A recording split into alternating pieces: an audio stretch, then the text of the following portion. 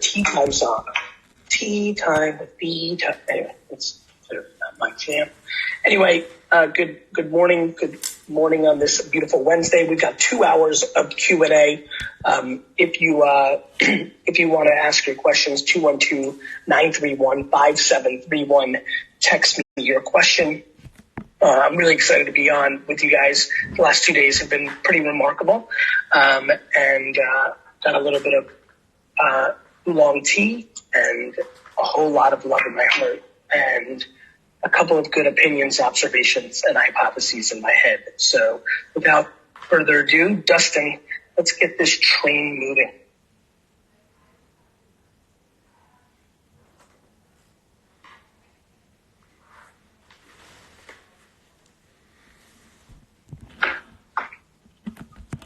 Hey, Brian. Gary, how are you? Good to see you. Well, brother. Good to see you. What's cooking? I was going to wear my Phillies hat this morning. I'm glad I didn't. Didn't want to deal with that combo. Honestly, bro, I'm a humongous Philly fan. Like we both hate the Giants. I think Philly is rugged and real in a lot of ways. I think Philly is more New York than New York in a lot of ways. So I'm about Philly. The Eagles don't bother me. The Knicks haven't been good enough for the Sixers to bother me. They haven't been good either.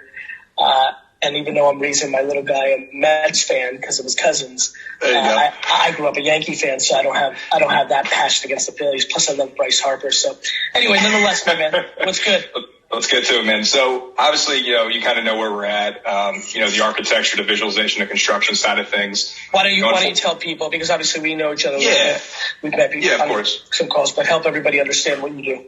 Yeah, sure. So, I run a company called Design Buns based here in Philadelphia. We help people take the virtual world and turn it into the physical world. In-house, we have an architecture department, a 3D visualization and marketing team that creates 3D renderings, animations for people around the nation to help pre-sell and pre-lease real estate. And then we also physically build construction and do a lot of that design build here in Philadelphia and around the greater area.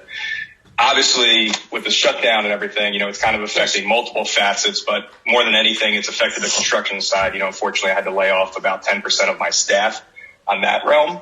Yeah. But fortunately for us, the architecture and visualization side are continuing to continue. We're signing contracts. We're still bringing money through the door. But one of the issues that just seems to be kind of plaguing my organization right now is this new adaptation to the work from home life. Everyone's, into that, architects, everyone's collaborating typically side by side. And now everyone's like kind of feeling the woes from just being away from each other. So, obviously I know you have 1,000 people. I'm just wondering what you're doing to. And we're doing a lot. One of the phone calls from leadership was people are burnt out. I'm like, burnt out? Like, we have but as you dig under the hood, people have their kids at home. So that's making them stressful. I am a collaborator by nature. Like Team Gary Vee sits on top of itself right outside my office because I love that shit. I think, I'll tell you, I think one of the things leaders have to do and CEOs have to do during this time, whether you have one employee, whether you have 30 employees, whether you have 1,000 employees, is recognize that it's not a long period of time. Like, I'm not crippled by the notion of Team Gary. I was talking to Andy yesterday, who runs Team Gary. Obviously, him. We've talked about some stuff recently. I'm kind of weirdly okay if they're not productive for 90 days. Like, I go into, it's on my shoulders. Like, I'm sitting all day yesterday for 12 hours going through costs that don't affect people's salaries and jobs, good things for me, everything to put us in a place where I feel like I work for our employees during this crisis. They don't work for me. And so for you have a small company, right? Like, how many people again? 28 now. So. Perfect. So I would talk to all 20. What I would do if I were you is I'd call all 28 and be like, hey, I know, Pam, that you love sitting next to Cindy and you guys collaborate that way. Try to do it on Zoom if you can't. Don't overly beat yourself up. If it's an 8 out of 10 this time because you're the kind of person that loves to collaborate, that's how you, don't overjudge yourself. Don't worry about, my big thing is crying over spilled tea is a complete fucking waste of time. Yeah. The coronavirus is here. We're not sitting together. The end. So some realistic compassion is how I would attack it. Okay. No, I like that. It just is what it fucking is. Yeah, it's we keep calling it the new norm for now. I mean, that's where people are fucking it up. It's the new temporary norm. Okay. And like some people are hearing the new norm, and they're like this is back to patience. This is going to be 0.004% of most people's life this time. Like, this is a fucking blip. This is like a non-productive, you made a bunch of fucking bad decisions 6 months. Like, the amount of 6-month periods I've had in my businesses the last 22 years that suck shit because I made a bad decision 12 months earlier and the concept or the strategy, like, this ain't shit. This is, like, make them happy. Right? Make them fucking happy. Be like, yeah, you can't sit next to Pam and shoot the shit and make the work better, but pretty cool to like actually have more downtime than people think because we don't know what you're actually, like go there. Yeah. Okay. Kind of related to that, how, two questions in one. Are you looking, if at any, for government indicators for how long this is going to last, or how long do you typically think this is going to, in your gut, how long do you think we have in this environment? In my gut, in this environment of like actually not being physically together, 4 to 8 weeks. Okay. The RAM of this $2 trillion package that got passed last night, like I'm not sure what the quote unquote ramifications are. Here's what I can tell you, and you know this. I've been talking about this a long time. A lot of entrepreneurs haven't been during a time that they got punched in the face. Here we go. Yeah. And the question is, bro, like, do you get up or do you lay there and get counted out? Like, it's not super complicated. To your point, some of your business is working, but like, look, if people stop building because, construction, all building goes down, that will affect you. And guess what? You'll then convert your virtual software to fucking like something else, like, or you'll cry, fold and work somewhere. I mean, it's not super complicated. I actually want entrepreneurs to not demonize the step backwards to work. I think this could be the greatest era of fake or over leveraged or first time entrepreneurs that got caught, then say fuck, then strategically get a job for 2 or 3 years where they know there's like, right? If I said to you, bad news, you have to get a job. Entrepreneurship is illegal in America, but it's going to be legal in 3 years, but you have to get a job. You would say, okay, let me get a job that rounds out some of my skills, or let me find a mentor or somebody I look up to or something of that nature that I can learn from. I think that might actually happen to some entrepreneurs. And I'm telling all the entrepreneurs out there or the not the best versions of the entrepreneur self the first time around, maybe use this moment to take a step back, to go and get a job and work for somebody that you admire. Work for Nancy because you look up to her ability as this and that. Learn for 2 years, swallow that humility pill, and come back in 2022 more prepared than ever. So there's just going to be there's nothing but opportunity, bro. No, I appreciate that. One of my favorite things you said yesterday was entrepreneurship's cool until the money dries up. It's right. It's so true. I'm going to try to get to a lot of questions today. I'll see you soon. Thank you so much, brother. See you soon. Thank you. Sid owes me a phone call, by the way. All right, Sid, get on it. Fuck. I love Sid. I have a call with him today, so I'm sure that's about it. Thank you, brother. Yep. Thanks, here. Who's Dustin, are you asking me to do something here? I have a screen that says. Okay, awesome. You turned it off by accident? By the way, I was just off the air for 3 seconds. That was Dustin Lee's fault. I just wanted everybody to know that. Big shout out to everybody who's watching on Twitter and TikTok and IG. I know my team is holding up their phones to the screen right now, so I appreciate that. For all of you that are watching on other platforms and Facebook, 212-931-5731. Just text me. That is my community app texting platform where I do one-on-one texting and bulk messaging for inspiration and opportunity. And that is where we are taking the questions from. You'll be contacted by one of my team today, tomorrow, as we keep doing Tea with Gary B, and get you on this Zoom. So let's go to the next one. What do you got, Dustin? We got Ashley. Hi, Gary. Good morning. Morning, Ash. How are you? Good. How are you? I'm super well. Good. I'm in California, so like you, we're in the lockdown, and I own a small branding and marketing agency. Half of my clients are doing what your advice has been, like creating content, using this time to lean out, unnecessary expenses. But then I have a small segment of creatives like photographers, makeup artists, and, guitar teachers that don't necessarily have the audience to create an online course or do anything online with clients at this time. Is there any advice that you can give them or give me to help support them during this time to get sales in for this next 400-800 weeks now? No. So for some of them, it's, hey, we fucking told you to build a fucking community on the internet. You didn't think that something like this could happen. Here we the fuck are. But instead of saying wah, wah, wah, wah, or fuck you, or I'm sorry, or I'm sorry, no crying in baseball. They need to immediately start a TikTok and LinkedIn and YouTube and podcast. What they're going to do right now is dwell. Right. Now, could they go on Instagram Live and perform on the guitar and ask for tips? They're going to have to ask for handouts. They don't have an audience to sell to. And if they start by trying to sell to everybody right away,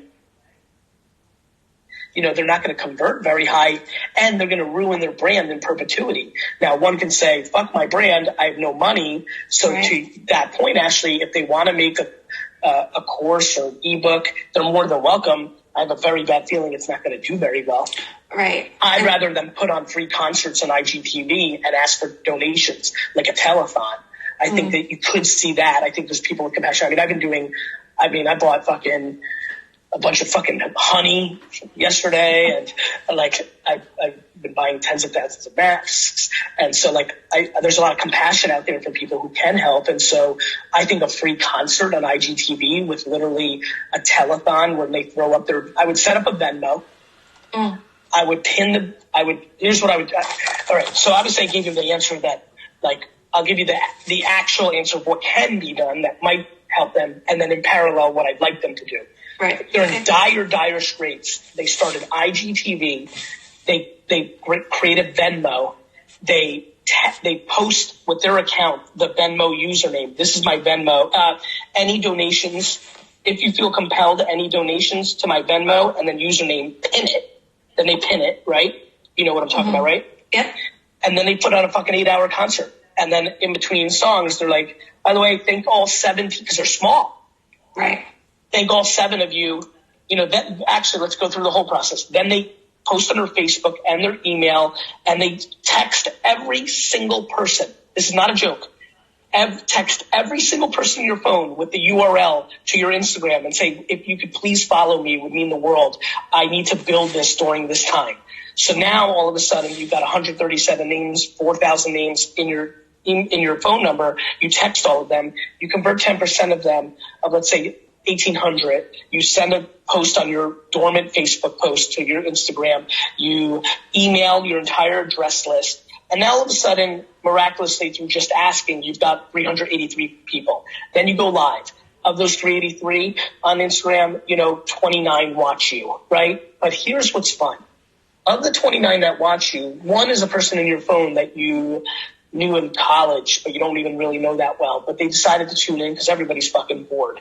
Right. That person actually currently happens to work for ABC News in Charlotte and decides to take a photo of you being on Instagram Live and write a story, which then leads to huge exposure for you, which then leads to you having a bigger audience, which then leads to more people donating a week from now. Because I'm doing Tea with Gary Vee. I mean, there's a chance that this Q&A show, Tea with Gary Vee, becomes like a syndicated national show for me, and that becomes my destiny, all because of this. There's a lot of good and opportunity that'll come for them. So, first, accountability. Sorry, bucko, you should have fucking been doing this. Because I want them to do it, post this. Then number 2, you give them the advice I just gave you. Okay, that's great. There's a lot of people right now who should be doing telethons with pinned Venmo accounts, doing stand-up comedy, entertaining kids with puppet shows that can make a ton of money, because there's a lot of parents of wealth who saved money, who've got a lot of people whether parents or their children, that they need to entertain in a small corridor of their home right now, and nothing would make them happier than to throw up a live. And when they walk by, they're like, fuck it. Like literally in this setting with TV, kids are watching or parents are watching, I'm on my phone, I see it, I'm like, fuck it. This guy's doing me a huge favor. Here's a $50 donation to your Venmo. I think we just made a ton of people a ton of money that needed it bad. The problem is, Ash, that was one of the better pieces of advice that I've given in my career. It's a great idea for the coronavirus right now. And still, 95% of the people that are watching right now, or when they click this tomorrow for Instagram, that need to do it, won't. Mm-hmm.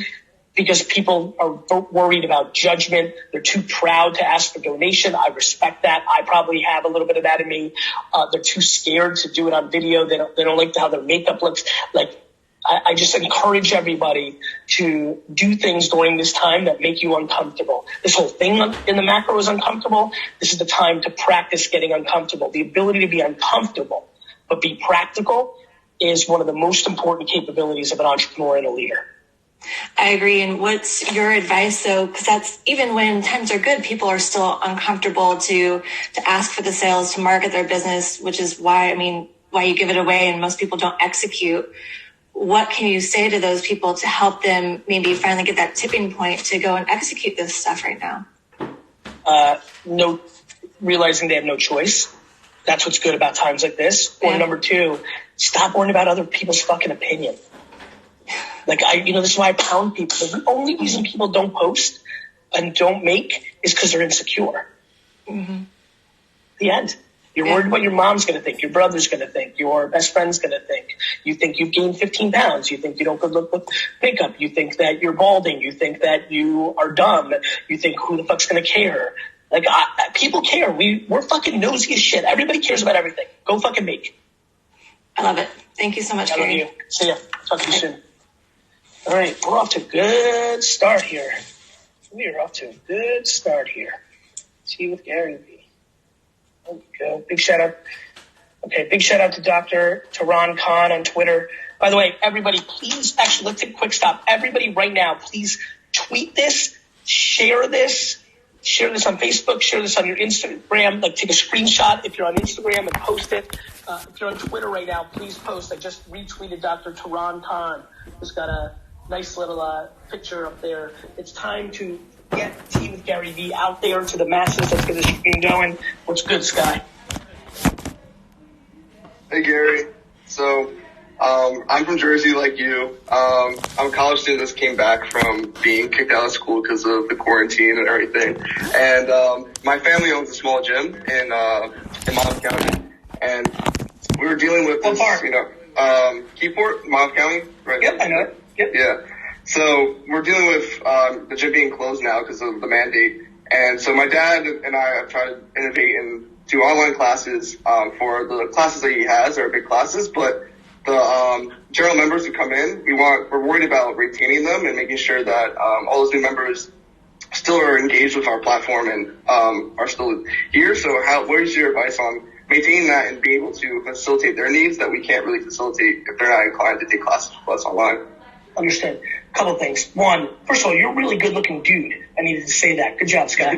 Number two, and a good smile. Fuck. Number two, first thing I would do if I was the kind of other son in this family, I would say, Sky, Dad, we need to call every customer. We need to sit here and call every customer and say, how are you doing? We miss you. Just wanted you to, I would call every customer. Engagement doesn't just come in the utility of what your gym provided with a physical location and weights and exercise equipment. I think if you were to call, I'm talking to Brandon today, came up with this yesterday, we have food in the gourmet department, that is probably in a month or so going to go spoiled, right? So what we're doing right now is going through all our best local customers, putting together $25 and $50 food gift baskets and just sending it to them. Yeah. Not even trying to sell it to them. One of the things you guys could do is there might be a $12, $25 weight dumbbell, something that you guys believe in or like.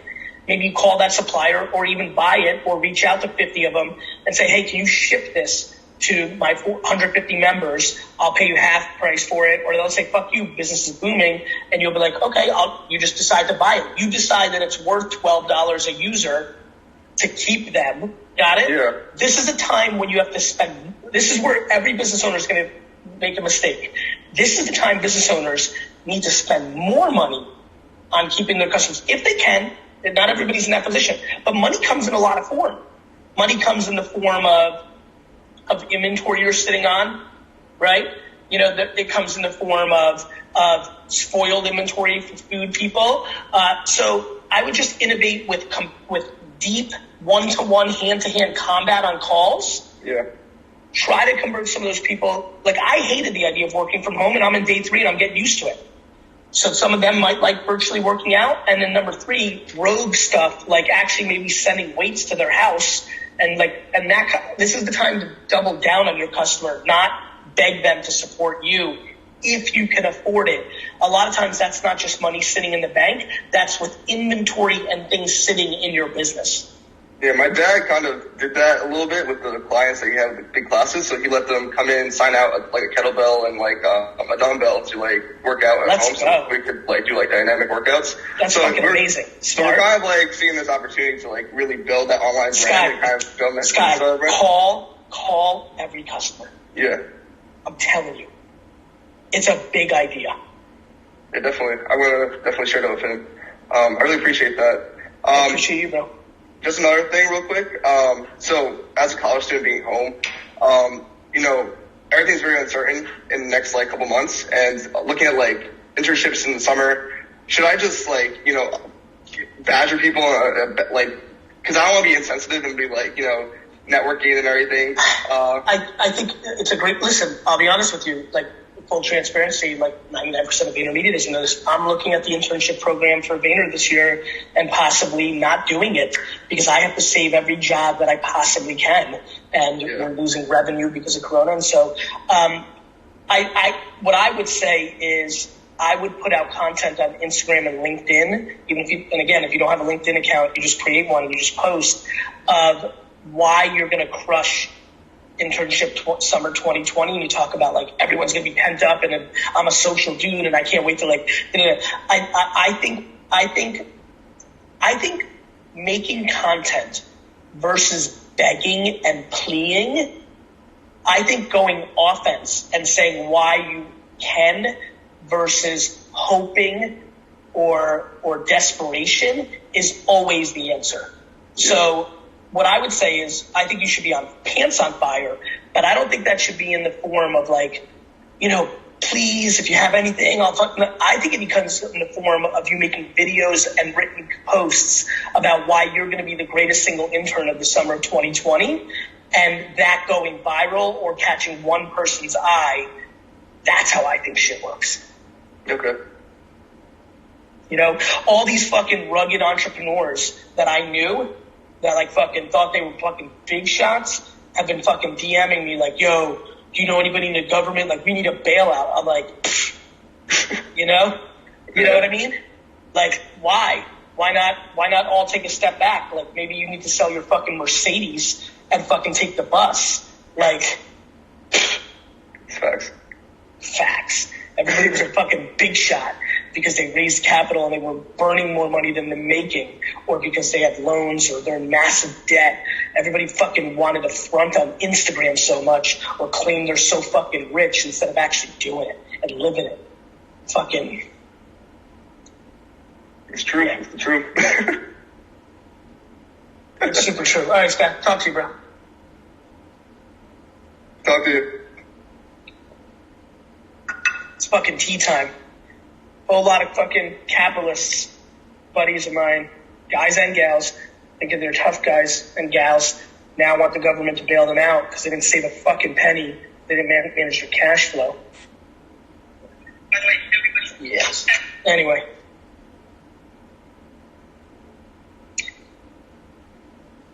I see people sharing. Big shout out to Colleen Costello. Big shout out to Rushkin Udian. Big shout out to Sonia. Really appreciate everybody sharing. Please share. And real quick, one little fun one. Big shout out. I was just talking about the gourmet food. Anybody who's watching, Yummy Tech Stock.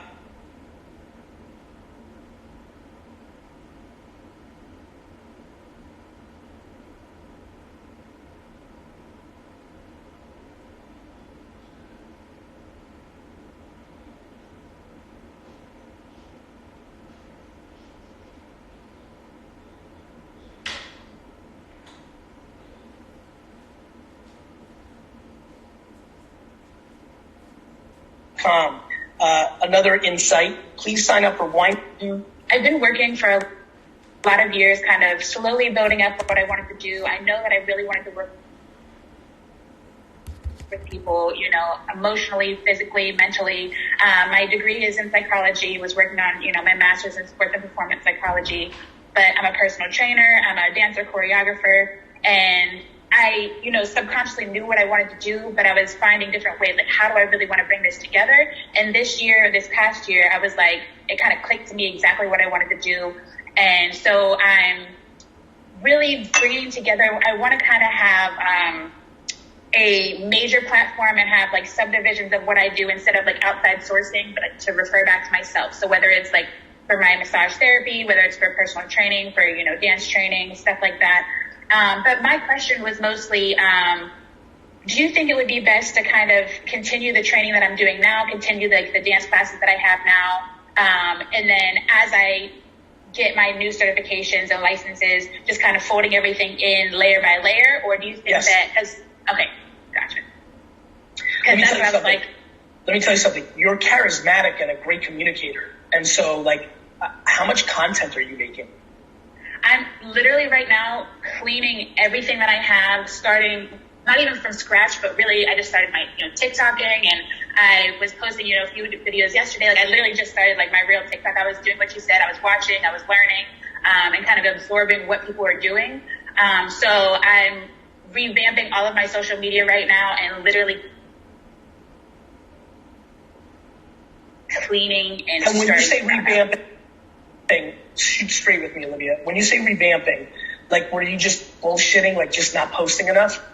Yeah, I wasn't posting enough. Why? Somebody who follows Gary Vee for 6 years, somebody who has this kind of charisma, has fucking dimples. Like, why are we not posting? Tell me the fucking truth. Go real with me, because here's the two things that worry me and excite me.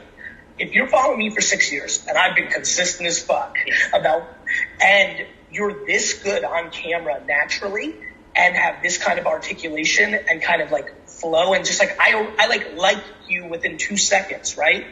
Why, like, that warm smile, like, tell me the truth now. Why the fuck are you not posting 12 times a day? That was honestly just myself getting to myself, 100%. I was overthinking, overanalyzing. Whose feedback are you more scared of in this poll? A, anonymous people saying you're ugly, you're stupid, you're dumb. B, having low numbers, so when somebody sees that you only have 313 followers, you thought that would position you poorly and they wouldn't pay for your thing. Or C, family that just, you know, parents or whoever your most loved ones are that may just judge you. A, B, C, all of them, B, C, B, A, B, C, A, just B, what? Honestly, it was more so being nervous about putting out content. Yeah, honestly, I was more nervous about putting out content that I was prejudging. Like, even if it was like a dance video, if I didn't feel like it was up to par of what I really could do, or I messed something up, then I was like, I don't want somebody to see this and prejudge off of one video, and then they don't come back. And that was and let's talk this through. Because you knew that ultimately you wanted them to pay you for something, and thus if there's something wrong there, it made you vulnerable for them not to have confidence in paying you.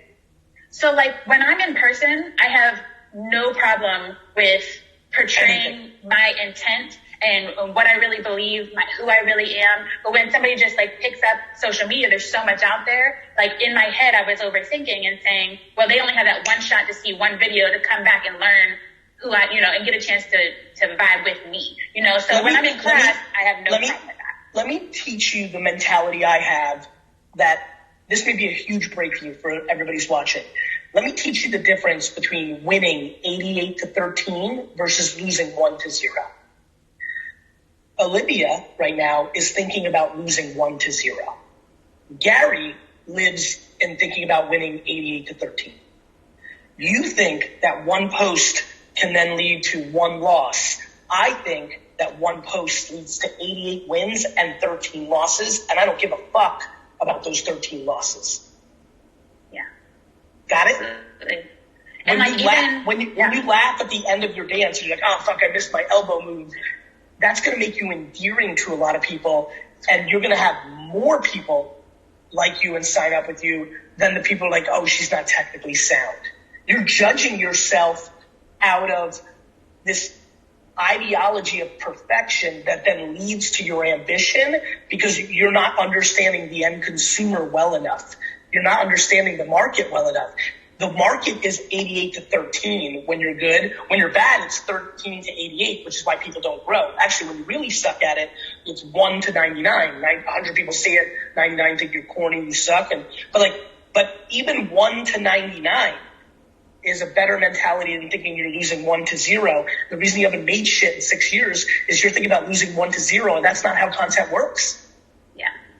And I agree. And it's like, it was like so many things. And that's what I'm like, I just kind of like got out of what I knew I should be doing. And now I'm actually doing it. So I'm really going hard on making time for that. That's because Corona is going to help a lot of people. And that's my thing. I don't want to sit around doing nothing. Corona is going to be devastating for tons of families, unfortunately, around the world. It breaks my fucking heart. But Corona, don't get it twisted. Corona is going to help so many people. This was the pause that you needed to push. This moment would have never fucking happened. I'd be in a meeting with fucking GE right now. Corona's going to help a lot of people. Olivia, go take it. Go take it. Please stop. Olivia, if I don't see you fucking post 5 things today, 2 TikToks, 2 Instagrams, 1 YouTube, stop. Fucking make. Just talk. Tell a story. Don't now you're going to be pumped. You're going to hang up. You're like, oh my God. But in 4 hours, you're going to be like, what do I post? Fucking tell a story. Tell a fucking story. And I have a whole bunch that I've been doing. So I really appreciate that. Yeah. Take care. Thank you. Love it. All right. I see people are sharing. Thank you, Mike Baralotti, Jay Big Snoozer. Always good to see you. Adriana, what's good? Miriam.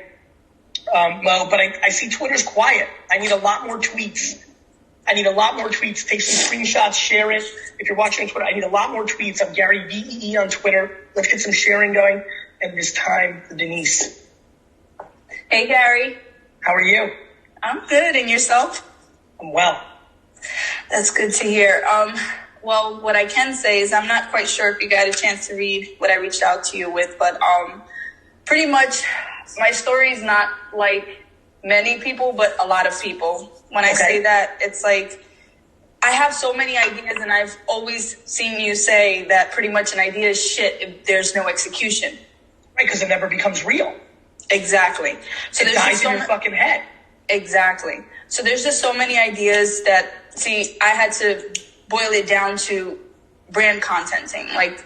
Brand content is just something that I'm extremely passionate about. I love taking something that's absolutely nothing and making it huge. And that's how have you experienced that so far? Well, when I was 18, 19, I started off managing a studio. Okay. And at first I didn't get the chance to, really excel until he finally was like, you know what? I'm going to give you the position, and then, you can do as you please with the studio. And once he did that, I was able to get locals into the studio and promote the studio. And using what? Social media, Instagram, Which ones? Facebook, Twitter, especially Twitter. Twitter was a hit for me when it came to promoting the studio. In the form of the content or in the form of community management? Community management. Okay. So everyone would. How long? Are you a good writer? I have to say, yes, I am. Are you good at ideas? Really, really good at ideas. Where do you live? Lack of Jersey. You want to work at VaynerMedia? Sure. Okay. You're kidding me right now. I'm not fucking kidding you right now. Wow. You're kidding. I'm sorry I'm emotional, but this is unreal. Denise, I'm not kidding. Life is about giving people opportunities. You said yes to 2 things we need, whether it's Team Gary or it's on VaynerMedia. We're hiring creators, and you're local. Where do you live in Jersey? I live in Belleville. Love it. I think that you should apply for a job, and I have a funny feeling I know who to talk to help you. Okay. So you should email me right now at Gary@VaynerMedia. And obviously right now we're going through all this. So I'm having meetings 10 hours a day to make sure we're saving every job before we start giving them out. But this isn't going to be too long for us. And I want you to meet the head of our creative department. I want you to meet Andy on my team, and we're going to analyze from our subjective opinion how good you are. I would send me an email with 10 to 50 posts that you posted for the studio with links to the tweet, the Facebook and Instagram, and then write a line or two of why you did it, how you made it. And when I say how you made it, did you come up with the idea and write it? How did the picture get made? Did somebody else do that? Did you make that? Did you take that photo? Give me how the piece was made, and how you thought about it. Send me minimum 25 of those. And even if it's community management, like how you replied to this person and why. And I have a funny feeling your life just changed. Thanks, Gary. You're welcome, Denise. Take care. You're welcome. See ya. Bye. Fucking giving out jobs here during Corona on Tea with Gary Vee. That's just how it fucking happens. You know, I'd be lying if I didn't say Jersey girls always have a soft spot in my heart. Check. Eric, what's good? Hey, Gary, sorry to interrupt you. I was just chatting with Dustin. Didn't mean to cut it. Don't worry, bro. I'm the king of cutting people off. So, Dustin just muted you. So, anyway, no worries. So, actually, I lost my flow. I don't give a fuck. Let's go to Eric. But share. If you're watching this right now, look, we're fucking giving people real advice. I think 2 of the pieces of advice that I've given are 2 of the better pieces of advice I've ever given. We just give somebody a fucking job. Like, we need this shared. Dustin Wiggins, I see you, bro. If you haven't fucking tweeted, I'm going to take you out of the queue. Miska, you're going to be out of the fucking queue. I'm telling everybody right now. I need there's 5,000 you fucking, Andy K or Dustin, how many people are fucking watching this? Can the team text me on WhatsApp what the numbers are currently? What are the numbers? There's probably fucking 5,000 people, 10,000 people watching this right now, and nobody's fucking sharing it on Twitter. And I like looking at Twitter while I'm doing this because I'm fucking ADD'd out and I need to see the action. So if you don't fucking share the link to this or your screenshot of this, I'm fucking angry at you. We're giving out fucking free content here and see what Gary Vee changing fucking lives. Let's fucking go. Dustin, what's good? Gary, appreciate that, man. That was super awesome to see what you just did. I love the content you produce. I love the energy you give to us entrepreneurs. Just deeply appreciated, brother. Thank you. Thank you, bro. Where are you from? Las Vegas. Love it. It's bright and early here right now. Yes, it is. Thank you. So my question for you, Gary, is out of all the experiences that you've had as an entrepreneur, considering your successes and your failures, yes, what is one thing that you've learned that you wish you understood when you just started out? That my biggest vulnerability was that I value positivity so much that it skewed too far, and I was unable to give critical feedback often enough, which led me to not being as candorous as is required to be a leader, which led to people for a good 20 years of my career be surprised, shocked, or appalled by being fired because I didn't give a good enough feedback during the process, and that my kindness and compassion was my strength, but also was my macro strength, but was a micro vulnerability and needed to be rounded out with candor and feedback. And to this day, as I sit in front of you right now, it continues to be a weakness of mine because I'm optimistic. I put it all on my shoulders. If Dustin Wiggins is not performing, I'm like, okay, I've got to motivate him. I'll figure out a different thing. I'll move his department. I'll find another way. Instead of saying like, Dustin, you're just not putting in the effort of the same people around you and you're being exposed because this is a hardcore place. Or Dustin, like you're insecure, which is making you manage people in a way that, really isn't like up to stuff here. And I'm really, really concerned about it.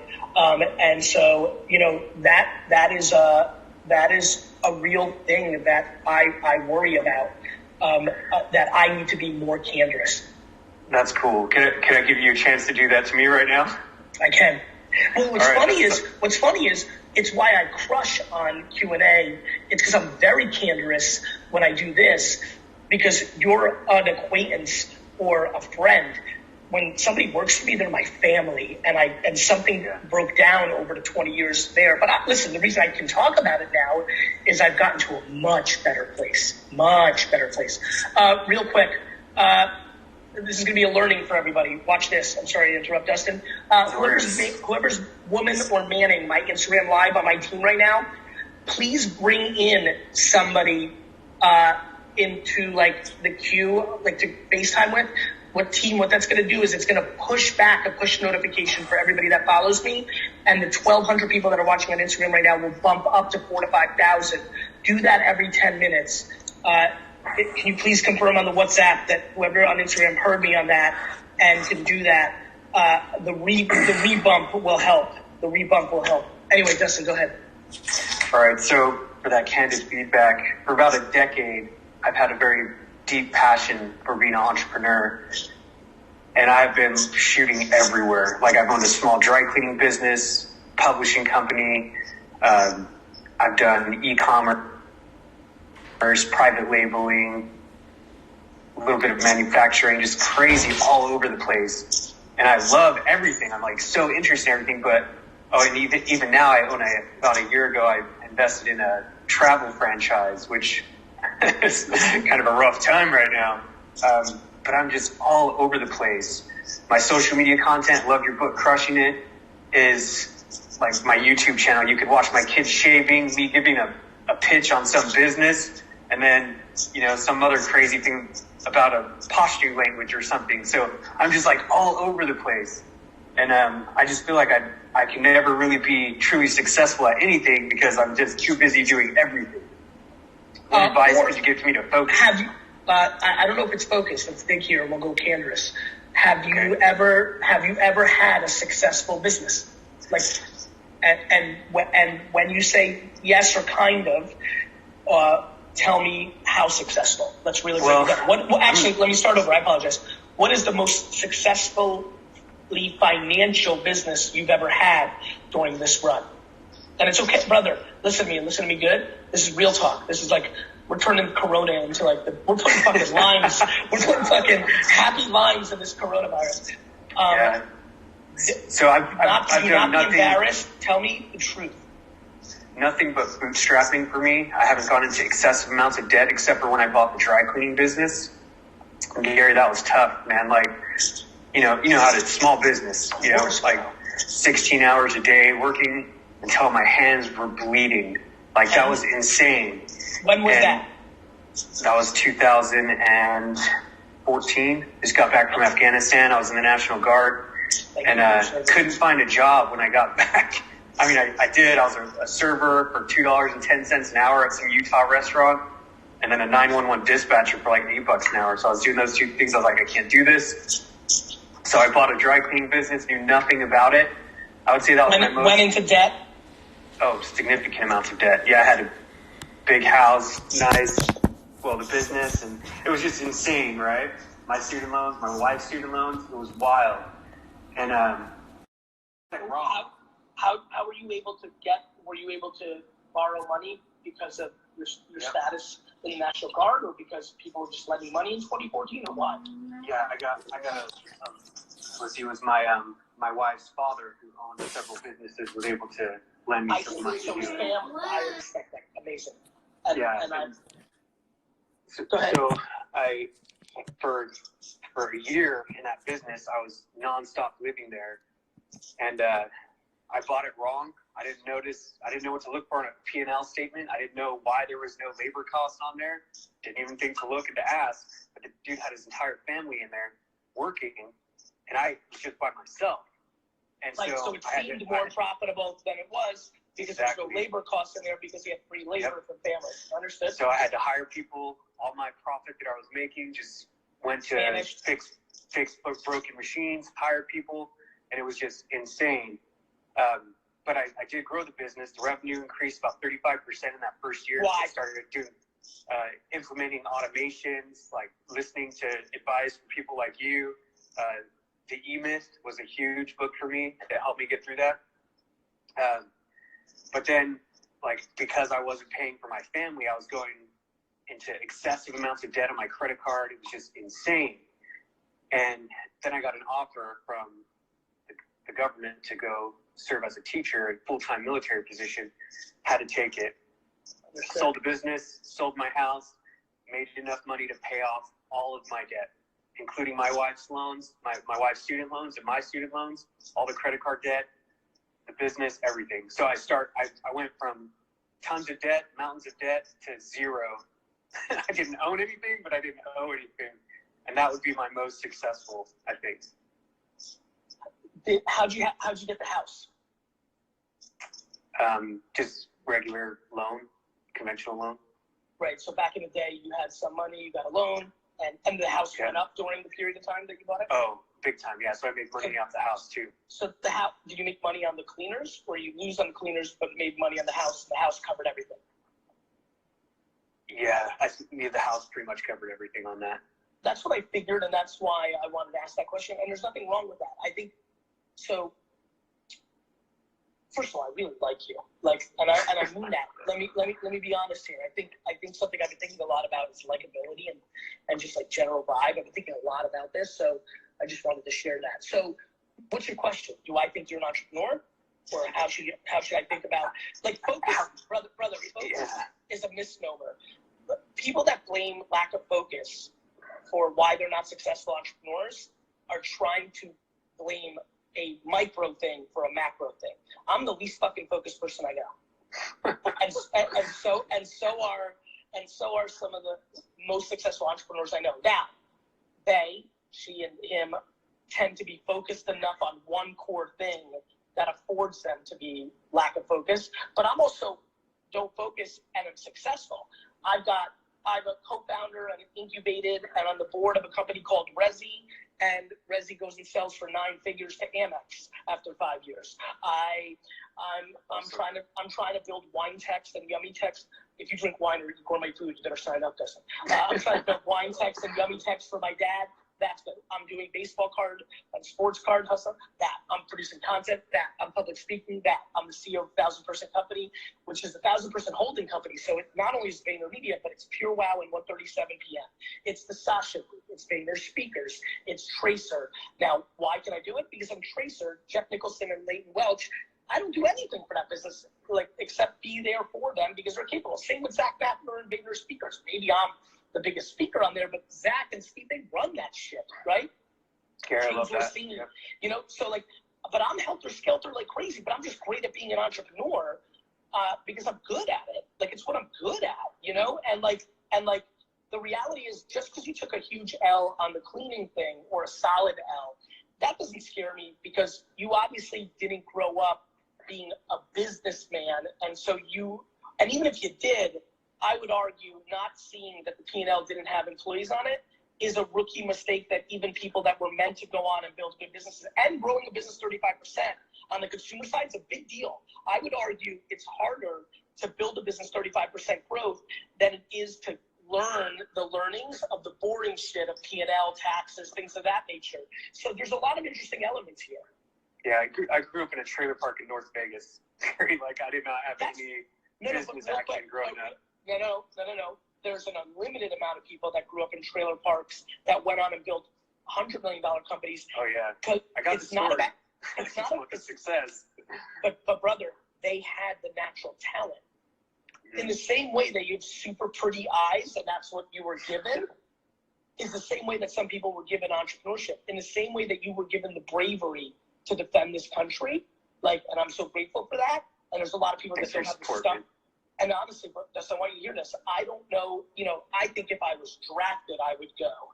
But I don't know if I have the DNA of raising my hand to go, right? I would always go if I got drafted. I wouldn't have been one of those people in the 70s that went to Canada and faked a knee injury. I would have fucking gone. But I wouldn't have been fucking raised my hand and gone yet. That's not in my stomach, but it's in your stomach. One of the reasons I even signed up for the military was I read an article in Forbes that talked about these leaders in these Fortune 500 companies were veterans, prior military service. I was like, all right, there must be something there that I can. I'm worried that the kid that grows up in a trailer park puts money on a pedestal and puts business on a pedestal because they didn't have it. Yeah, you're probably right. I know I'm right. The amount of people that don't come for money that then put money on a pedestal versus, for example, not coming for money, but it was my calling. I didn't know anything else, brother. At 5 years old, 6 years old, there was nothing. I didn't know business existed when I was pulling flowers out of yards and selling it. I didn't know business. I mean this. At 6 years old, as an immigrant in a Russian family, I didn't know that business. I didn't know that business existed when I started a lemonade stand. I didn't know. I'm not even sure I understood business existed when I was doing baseball cards. It was my calling. I was like, I always think of business for me, like, you know, those light things those zapping light things that sit outside in people's porches. So yeah, absolutely. What are they called? Like zapper or whatever the fuck they are. Those lights. That to me is business, and I'm like a little fucking ladybug or a fly or a wasp just flying right into it. There was no other option. It wasn't because it was a reaction to my financial status. I wasn't sitting in a trailer park at 11 saying, I'm gonna get out of here. It's money, money, money. I'm never gonna fucking worry about next paycheck or worry of running out of gas. A lot of people put money on a pedestal out of dire situations, which gives them a bad relationship with the game of entrepreneurship because they're trying to use the game to give them money. They're not respecting and loving the game for the fucking game. You're right. You're totally right. And I had this realization recently because I've gone through dozens of failures. And I think this is why I failed, to be honest with you, because I put money as the focus, not serving others. And brother, serving yourself. Like, I love my fucking game. Like, I love it right now. I love that I'm going to hang up in an hour and 7 minutes and go into a finance call and try to figure out some sort of thing with snacks or security guards at Long Island City or travel expenses because I have to save every job to the best of my ability. And then I'm going to have to go into next week or the week after and have the really tough process of going through every employee and realizing that, we had 7 to 10 employees that were on the being let go block a week before Corona, and some of them, like, we just didn't get around to it. It was going to be the next week. And, and like, what do I do with them? Right? Like those are people that are underperforming, that are detrimental to our business. But right now, even though the counsel I'm getting, which is proper from my leadership, which is like, look, we're going to have to still make those moves. This is the new normal. I'm struggling with doing that during this time. But at the same token, then that makes people that are crushing it vulnerable if this is prolonged. That's fucking, you know what a rock and a hard place is? Yeah, that's insane. But guess what? I love it because that's my It's responsibility. exciting. It's exciting not because I'm in control. It's exciting because I don't know anything other than being accountable, being a leader, put it on my back. I got this, guys. I got this, gals. Like, that's who I am in business. I'm not sure that I'm that guy when it's going into enemy territory in Afghanistan. I don't know if I'm that guy. I don't think I'm the I got this guy, I got these gals. Like, I don't think I'm that. I don't think I got this guys, I got this gals when the shed breaks during a tornado and we have to rebuild it. I don't want to fucking build a shed in the backyard. I don't know, there's a lot of things that I'm not, but I am an entrepreneur. And during this period right now, we're about to find out who is and isn't. And I can promise you right now, in one man's point of view, an entrepreneur is not going to be the entrepreneur that I define when she or he does it strictly for the money. And a lot of people do it for the money. And a lot of them do it because they didn't grow up with it. A lot of them do it because they're insecure and they did grow up with it. They need it to continue their fucking reputation. I do it for fucking game.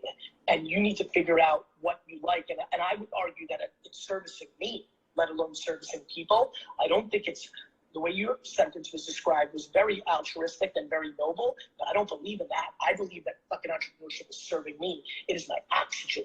It is the blood that runs through me. I am built for it. And I feel like right now, entrepreneurship is on such a pedestal that a lot of people who are numbers, Justin, I promise you right now, just even spending a little time with you, you'd be a really good number 7 with me. You'd be a really good number 7 with me. Do you know what I mean? And right now, a lot of people who are number 7s want to be number 1s because it's cool, or they want the fucking money, and they're going to get caught. And I think you've continued to get caught, and I think you need to have that conversation with yourself. Or find something that you love so much and then build a business model on top of it. Have you read Crush It? Oh, absolutely. Absolutely. I love that book. Go read it right now. Go read it. Okay. Because when I wrote in 2008... I haven't implemented a lot of it. Like, I'm not posting daily because I'm all over the place, and I don't feel like, I don't know. By the way, being all over the place, Dustin, that's not true. Being all over the place this is back to, for everybody out there right now who's blaming I'm all over the place, I have too many interests, there's too many ideas, you're fucking full of shit. Because if you're all over the place, that means you have more shit to post about. You're right. Yeah, absolutely. Dustin, you're not in a creator's mindset. You're not taking a screenshot of this right now and then posting it on Instagram. You're gonna do it now. I'm watching your eyes. But Dustin, you're not in a creator mindset. You're not in the mindset of a creator that I try to get Crush It into, which is right now you take a screenshot of this and this becomes a great Instagram post where you let your whole heart out and you write a fucking manifesto underneath this picture and say, look, Gary Vee fucking gave me how some people get a factory adjustment. Gary just gave me an entrepreneurial mental adjustment. I've got to take a step back and write your fucking heart out. That's going to be your most successful Facebook and Instagram post. And by the way, when you're all over the place, you're golfing, you're picking up coffee, you're talking to your wife, you're fucking like this, you walk by cleaners and take a photo. You could create content all day long. Crush It is not about posting all day long, though that is part of it. Crush It is about, hey, if you love skiing, hey, if you love tea, hey, if you love the Yankees, you have to start making content around that, and then you can lay your business on top of it. You love the Yankees, like everybody who's home right now, fucking stuck. Start a podcast, a YouTube show, and an Instagram around your favorite thing. Make videos about, if you love an NFL team, you're set. There's free agency, there's things to talk about. Become your local sportscaster. Take your hot takes, post. And then after a year of that, maybe you get to a place where somebody wants to sponsor your Yankees podcast, the Yankee Shop, for $2,500 a month. And you start building. It's about building a business around something that makes you happy, not the business that you think is going to make you the most money. Do you know why everybody's into cryptocurrency and cannabis and social media and real estate and Wall Street selling money? Yep. And when you make money the goal, you become fucking vulnerable mentally. You become vulnerable fucking mentally.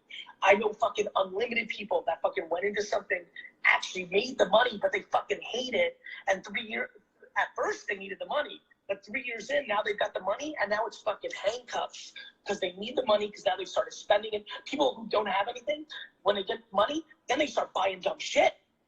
Right? You're right. Because that's part of the whole equation of the psychology of not coming from anything and getting money. They want the money not for stability and peace of mind. They want the money for the BMW that they saw the rich people owned when they walked across the highway from the trailer park to go to the mall. And they're like, one day I'm going to have one of those. They put fucking things on a pedestal. Their insecurities of their status is driving them. And and plenty of people can be successful through deep insecurity, but they're not happy fucking people. Let there be no fucking confusion on this Tea with Gary Vee. I'm not talking about successful entrepreneurship. I'm talking successful life. Happiness. Absolutely. Yep, I agree with you. 100%, Gary. Man, you're a beast, Gary. Thank you for the daily grind and all the awesome content you put out. I really appreciate it. Rewatch this. I will. Rewatch this. Have this conversation with you. If you're gonna start another business, build it around the thing that is your number one hobby or your number one curiosity or your number one interest. I talk a lot about Yankees. I would also talk about, like, if you wish you were a cook. Let's talk about something else I've never talked about. I just thought of it. Or the journey. I think an incredible podcast, YouTube series, and Instagram content and TikTok for you would be The Journey of Becoming a Chef with Dustin Wiggins. Hey everybody, I'm going to start role playing. I'm using the Corona to really go deeper.